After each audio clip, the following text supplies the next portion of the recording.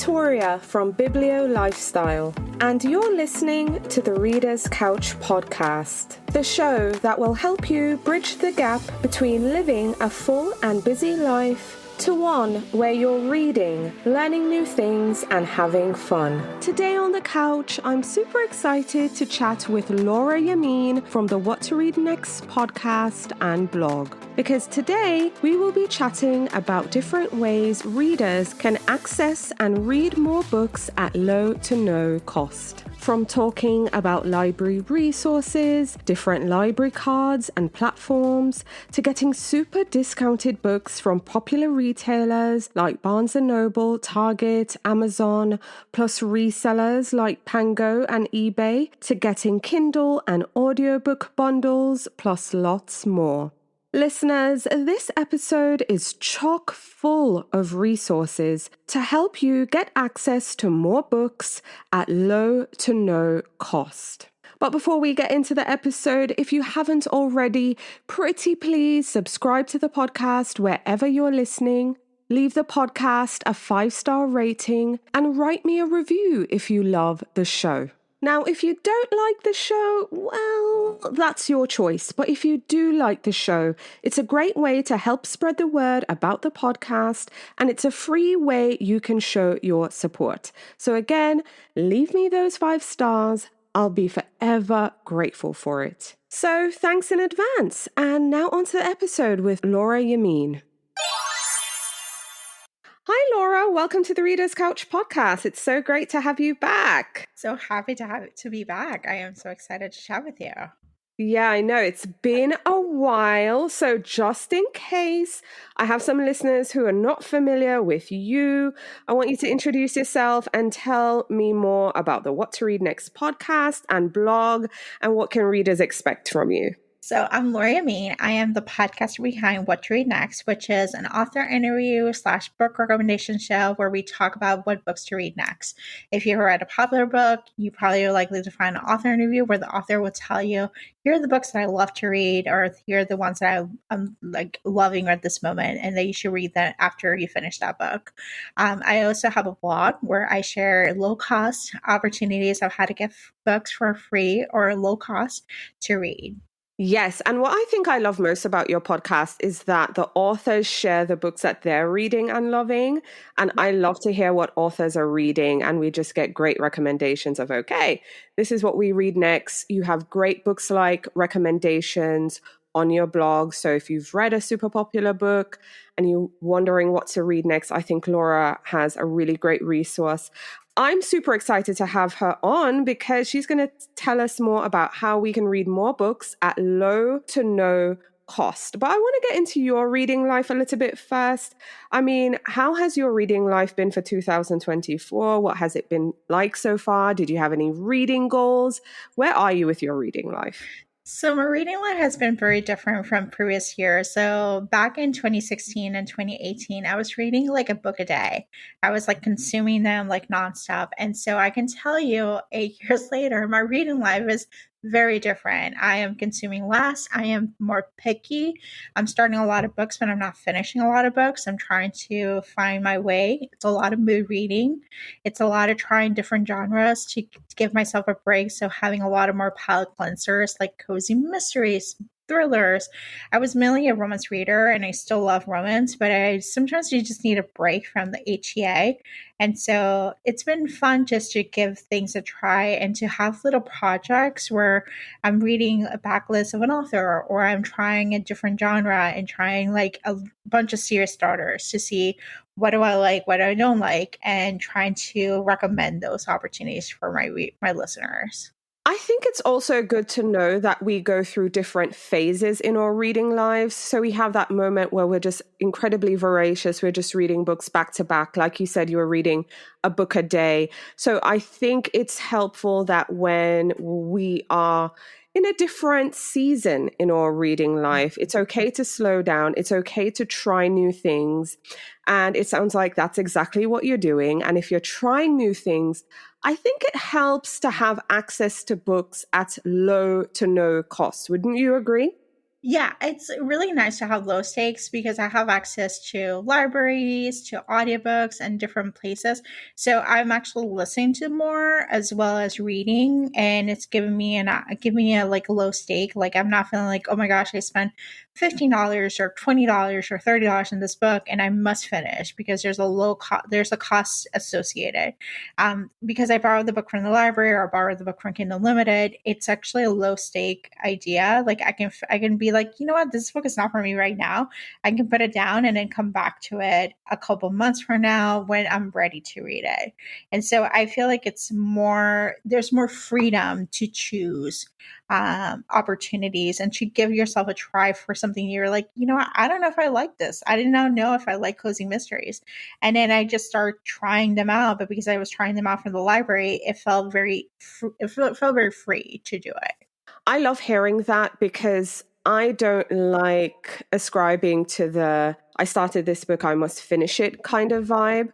So for me, I like low stakes reading. I like the fact that you can, just try different things and just keep it pushing because let's face facts, we're not reading for work, we're not reading for school, we're reading for fun, we're reading for pleasure. So we need to kind of, I guess, let go of just all these rules and just everything around or pleasure reading, right? Yeah, and I think it's an opportunity to give yourself a break. I think it's sometimes we're so attached to an identity of like I must be a genre attached to it or I must try something else, and then you realize it was like it's not working for you, and that's what happened to me. Romance was not working for me, and I needed something different, and so I needed the freedom to say, you know, can I try something different? Can I try something a little bit like a something out of left field and see if I like it, see if it's actually a good palate cleanser.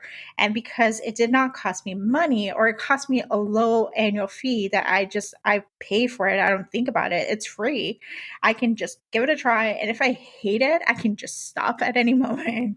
Yeah, I love that. So I think this episode is great for folks who want to try something new. If you have something working for you and you want to read more, but again, you're looking for low to no cost ways, I think you're going to get a lot of value from Laura. I turn to her for a lot of recommendations. She provides lots of ideas and lots of resources. So let's just get into a couple of them today.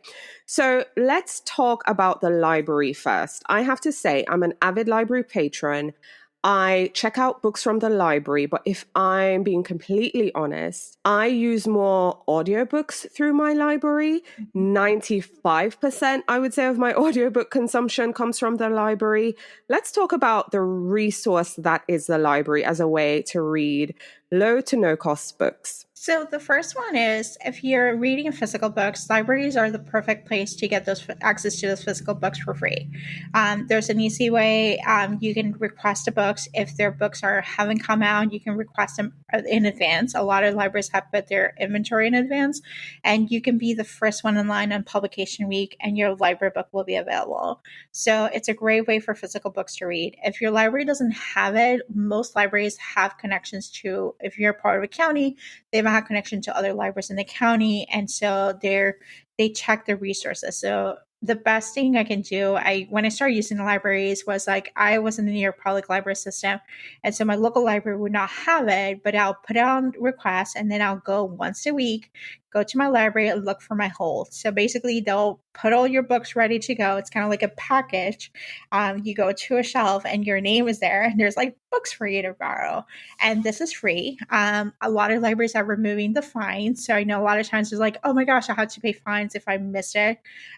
Libraries they give automatic renewals if nobody's requesting a library book. You have an automatic renewal, so you have more time to read it, or you can just like pay. But the fine system is slowly moving away. But even if it's a fine, the fine is like a quarter to $1, so it's not like a quarter a day. So it's not. It does add up, but it's not. This like it's going to come cheaper to get it from the library than buying the book. And you're supporting the author because the author does get some royalties, and they actually like libraries support the community. So the physical books is a great opportunity to give this a try. Yes, I love the library for physical books. I think they're great, but also, again, libraries have so many catalogs. You can get cookbooks, magazines. Again, most of my audiobook consumption comes from the library. So, libraries are a great free way to get books. If you do incur fees, they're very low cost fees at the end of the day. So, yes, the library is a great resource. Another resource we talk about is Pango Books. I'm not 100% familiar with Pango Books. I know it exists, I know what they do, but tell our listeners about Pango. So Penguin Books is a secondhand bookstore app that you can actually not only sell your books for, you can set the price, and it's really easy to sell books. You just take a picture, put it ISBN, get the barcode, and it'll set a price of the information. But you can also find books for a low cost. You find different influencers or different people, regular people, have their own little mini bookstores, and you can actually buy from the bookshop. It's a great way to get new releases, special editions, any type of book, any hidden gems. You're like, you know what? I really want a physical book of so and so this. Pengo Books is a great resource. Some stores have like discounts. They might have like shipping free. They might have like a 10%. They might do sales. So not only you can sell your books, but you can also buy books. And it's a really cool economy. It's a better version than Mercari, and it's similar to Poshmark for dresses. It's a similar idea, but for books. And it's an app, you can just download it and you can just start buying from there. Oh, that's awesome. What about half price books? Because would you say that's similar to Pango? How are they similar? How are they different? I've purchased from half price books in the past. It's been a while.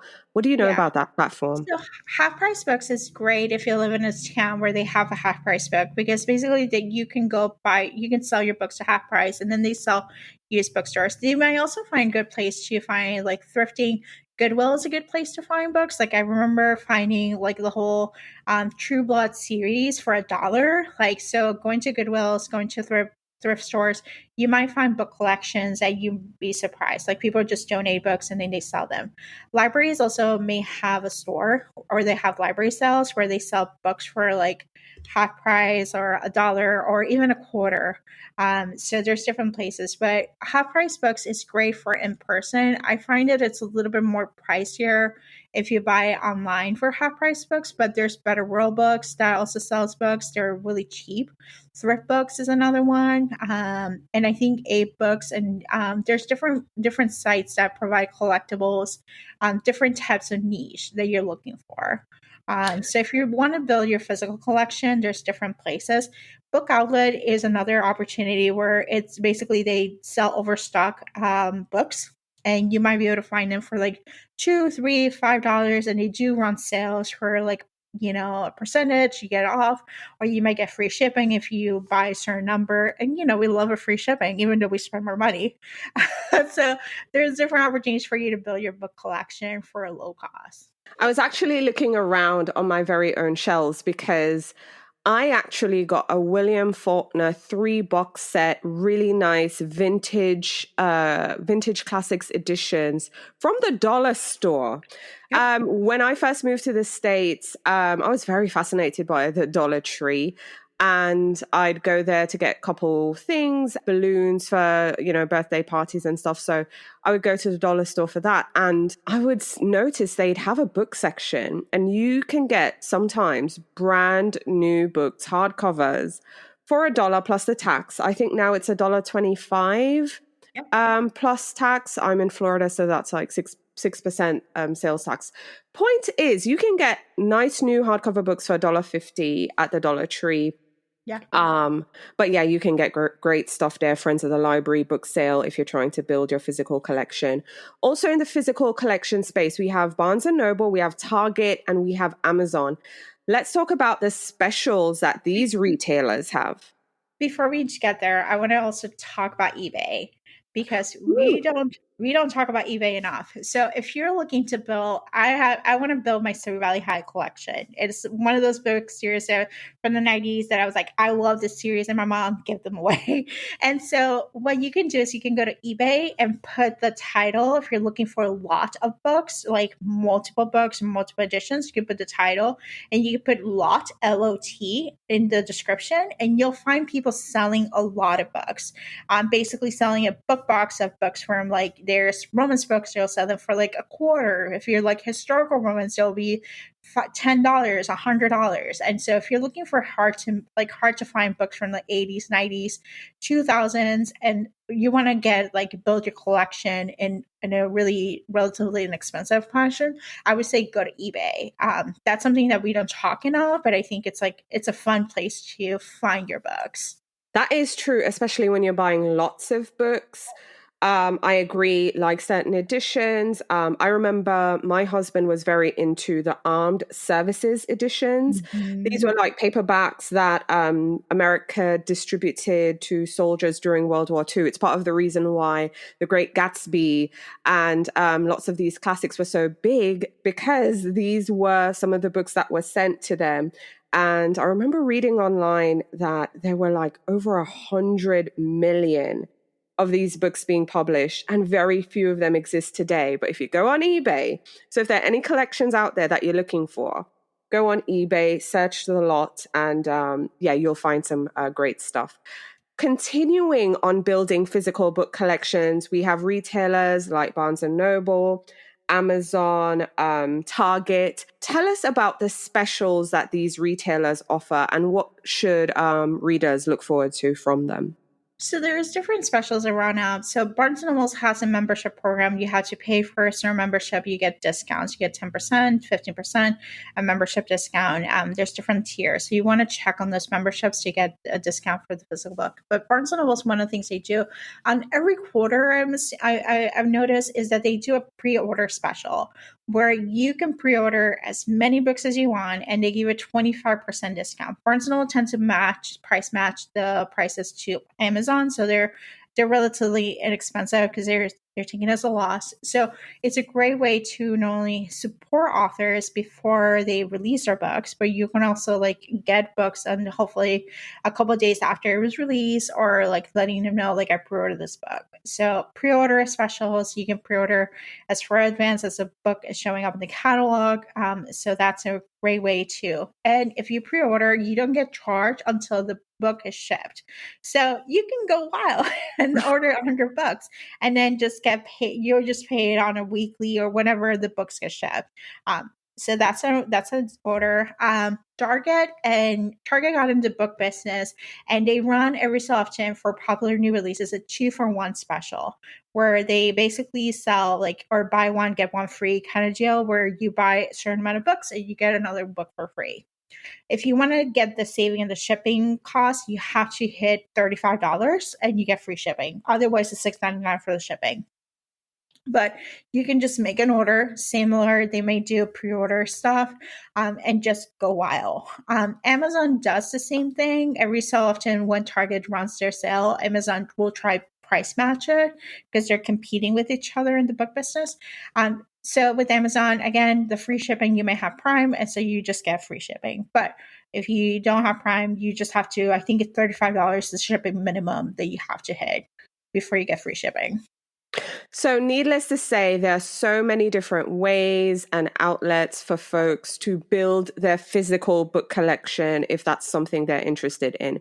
So from websites to secondhand shops to paying attention to the sales that retailers have, like every so often, every so quarter, I think that's a great way to build a collection.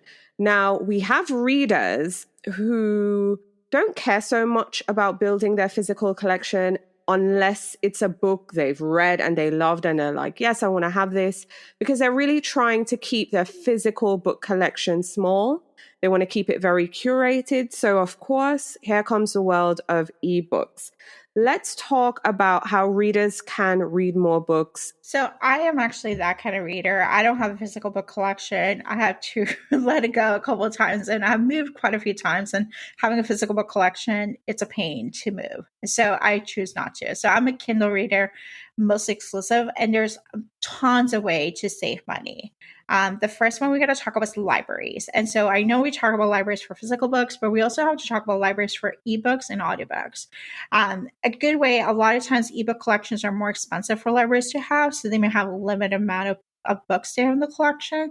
So a couple of things you can do. You can look at your state or your city to see if there's actually bigger library systems that offer a library access for free just by being a resident in the library. So examples, if you live in New York City, you have access to Brooklyn, New York Public Library, and Queens.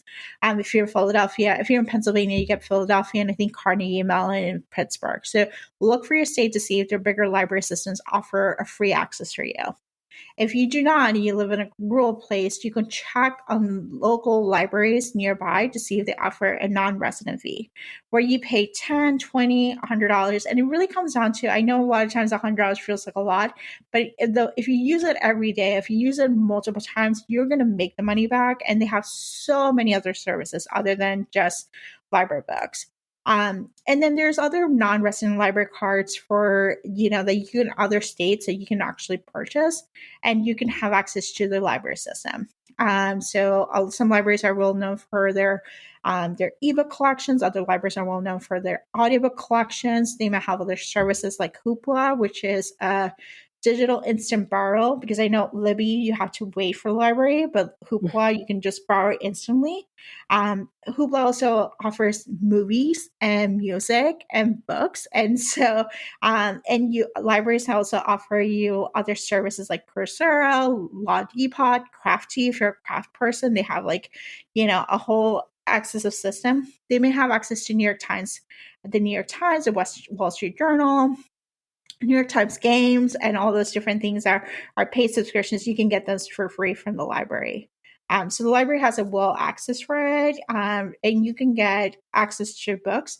And the trick is if you're an avid reader and you need access to them, is to compile a bunch of libraries, and you can actually talk to, if you have internet friends in other states, you can say, hey, can we just share library cards? And you will be able to have access to things at a quicker pace than if you're just relying on just your own library. Libby allows you to have multiple library cards, and it will search automatically which library has the shortest amount of time, or if the book's available for you.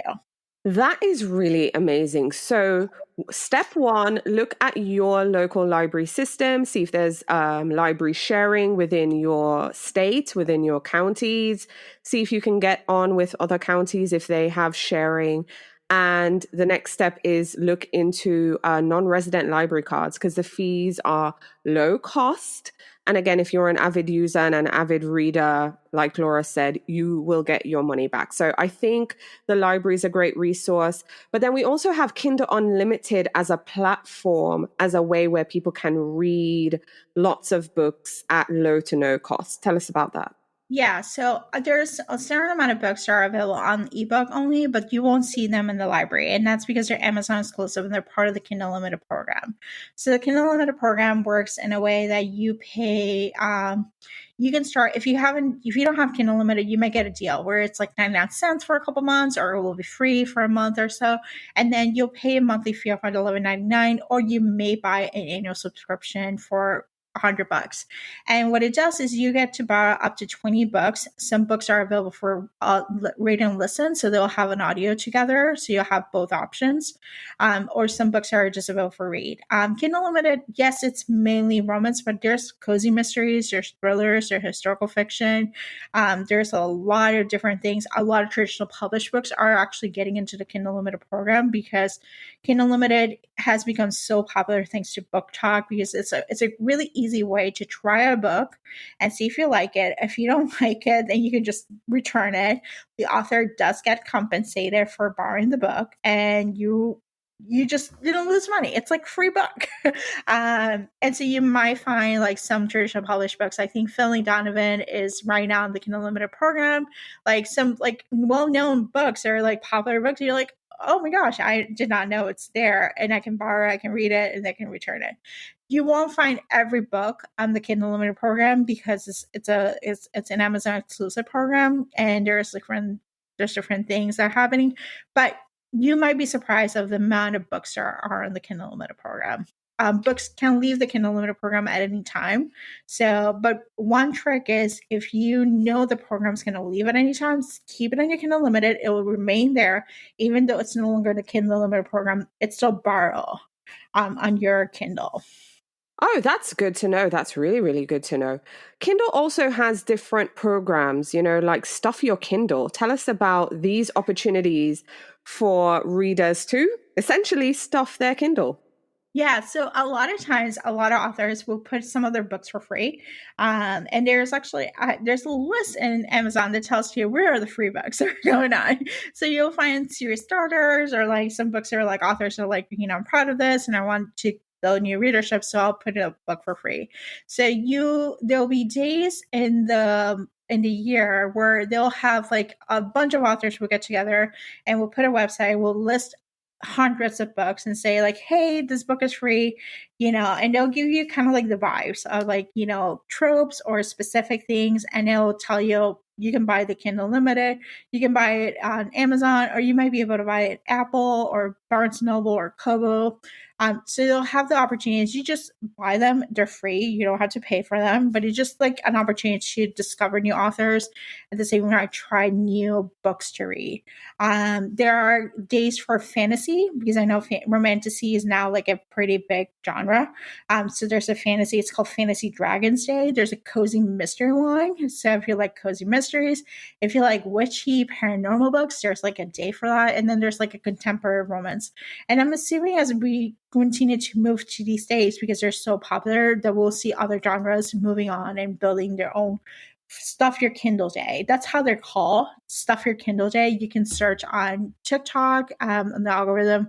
When it's the next Stuff Your Kindle, I'll have a website where I'll link the dates of the upcoming days, so you have that opportunity to be in the lookout. And I'll just add on new days that they come in. But my website will have a good resource for that too. Yes, and I'll include a link in the show notes so you can find the Stuff Your Kindle days through Laura's website. We also have Stuff Your Earbuds for audiobooks. Yeah, so we got to talk about our audiobooks, because audiobooks it's so pricey, and you're like, how am I going to get some audiobooks for free?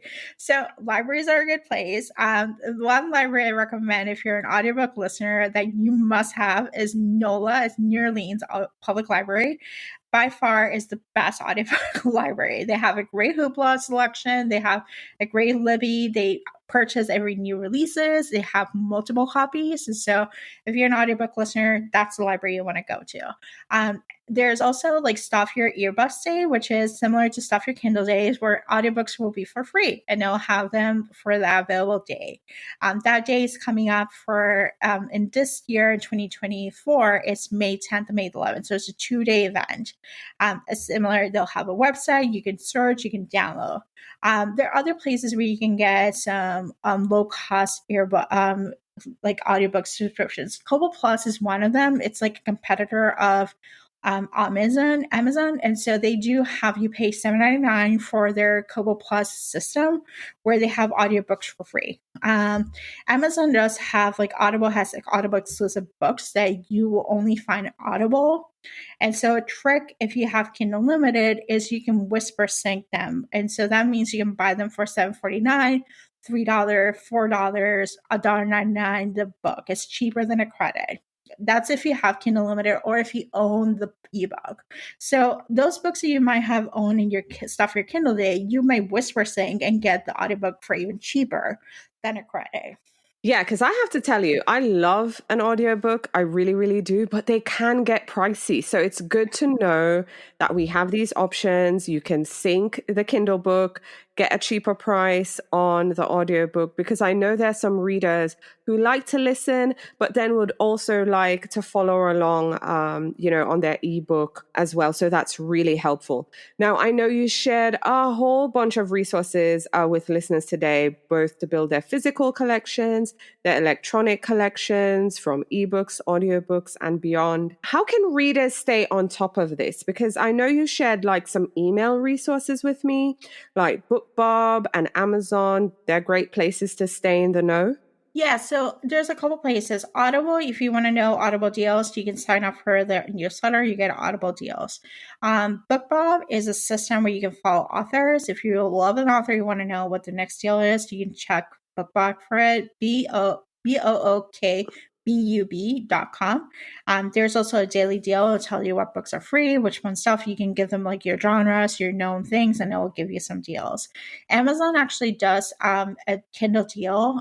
Every Sunday there's like a deal that's going on and it's happening, and it'll tell you like books to read, and it might be like $1.99, $3.99, $4.99, and that includes cookbooks. That includes all their books and stuff like that. So signing up to the Amazon newsletter and just like scrolling, I know they're gonna send you a bunch of stuff. So you just like put on your junk mail and just scroll like every Sunday to see what the deals are. If you're looking for audiobooks, there's Chirp, SCHIRP.com, and they sell audiobooks for like $2.99, $3.99, $4.99. Again, it's like an email list. They'll let you know when the book is available for a deal. So those are deals you can do. Stuff your Kindle days. They have newsletters so you can sign up and they'll let you know when the events are happening. So if you want to do like a Kindle deal specifically, you can have that. And you can check, like there's a Kindle ebook deals if your account in Instagram that she does. Her main gig is to find Kindle ebook deals. And so you can check for her site and like check like pictures, and she'll highlight some books. So you're like, I did not know this was free. So if you're looking for that, there's people curating those lists for you. That is awesome. And I know you're curating a list as well because, hey, I like just going to one place to find, okay, when is the next Stuff Your Kindle day? When is the next Stuff Your Earbuds day? I just want to go to one place. So tell me about your page and your resource and how people can find you. So I'm building a page where I'm giving you all the different lowdowns and different guides of what to use, from library use, Kindle Limited use, from how to save money on your Kindle Limited membership, to using the different systems in place. So there will be a guide in my website, but there's also a newsletter where I'll make announcements where like, hey, there's a Stuff Your Kindle Day, FYI, because my goal is to not only for you to read more, but to read at a low cost. Because I was poor at one point where I was like, basically, I was like under earning and I was consuming too many books. And I was like, well, my book budget is not as high as I wanted to. And so I consumed like 99-cent books, and I was looking for ways to save some money and still enjoy my hobby. And so I'm passionate about this. I'm passionate that you can read at any budget, there's plenty of resources are available that are free, low cost, that you can get quality books. So I think there's the idea like I have to pay like a lot of money to get the quality system, but the reality is no. Like you can get the quality books at a low cost or free cost. You're already paying those resources, library resources, with your tax money. So it's like you're already doing, like you just might as well enjoy those services. Absolutely. I couldn't agree with you more. Laura, thank you so much for coming on the show and speaking with me. This has been fun. Thank you so much for having me.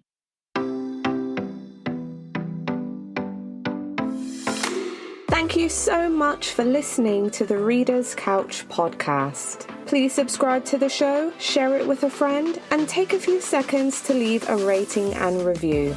Until next time, stay lounging, stay reading, and whenever you're in doubt, go straight to your local bookstore or library. Thanks again for listening, and happy reading.